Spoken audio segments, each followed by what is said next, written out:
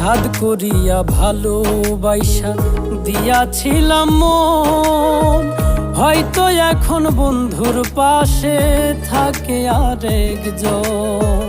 তবে কেন মিছামিছি, তবে কেন মিছামিছি আমারে কান্দাইলা? তুমি কিন্তু আমার বন্ধু, শখের মানুষ ছিলা রে। তুমি কিন্তু আমার বড় শখের মানুষ ছিলা।